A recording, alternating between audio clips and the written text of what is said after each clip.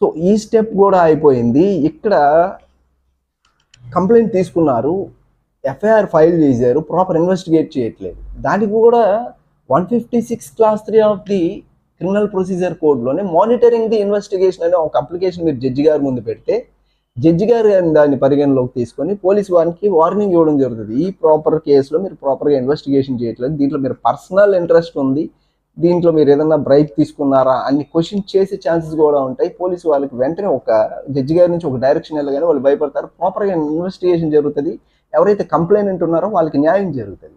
So అది కూడా అయిపోయింది. రీసెంట్గా ఒక case, one of our client case పెట్టారు, ఫైనల్ రిపోర్ట్ వేసేసి, అంటే జనరల్గా సెక్షన్ 173 క్లాస్ 8 ఆఫ్ ది సిఆర్పిసిలో, జనరల్గా 173 ఆఫ్ ది సిఆర్పిసిలో ఛార్జ్ షీట్ వేసి ఛార్జెస్ అనేది ఫ్రేమ్ చేస్తారు అక్యూజ్డ్ మీద. బట్ ఇక్కడ ఈ పర్టికులర్ కేసులో, నేను చెప్తున్న కేసులో ఫైనల్ రిపోర్ట్ వేసేసారు. అంటే ఇతను ఏ అఫెన్స్ కూడా చేయలేదు, ఇతను ఏ క్రైమ్ కూడా చేయలేదు అని చెప్పి పోలీసులే నిర్ధారించేసి ఫాల్స్ ఇన్వెస్టిగేషన్ చేసేసి అతన్ని తప్పించేసి కొంత డబ్బులు తీసుకొని ఈ ఫైనల్ రిపోర్ట్ అనేది వేయడం జరిగింది. ఇప్పుడు ఈ ఫైనల్ రిపోర్ట్ మీద కూడా మీరు 156 class 3 of the criminal procedure code కింద ఒక అప్లికేషన్ ఫైల్ చేసుకుంటే దీన్ని ప్రొటెస్ట్ పిటిషన్ అంటారు. ఈ ప్రొటెస్ట్ పిటిషన్ కనుక మీరు జడ్జి గారి ముందు ఫైల్ చేసుకుంటే there is an every possibility after completion of the complete investigation and after filing the final report కూడా మీరు అప్లికేషన్ ఫైల్ చేసుకోవచ్చు. దీన్ని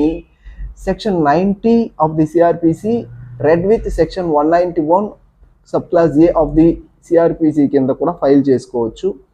సో ఈ విధంగా మీరు పెట్టిన కంప్లైంట్ కనుక డైల్యూట్ అయిపోతుంటే, పోలీస్ స్టేషన్స్లో మీకు అన్యాయం జరుగుతూ ఉంటే సింపుల్గా మీరు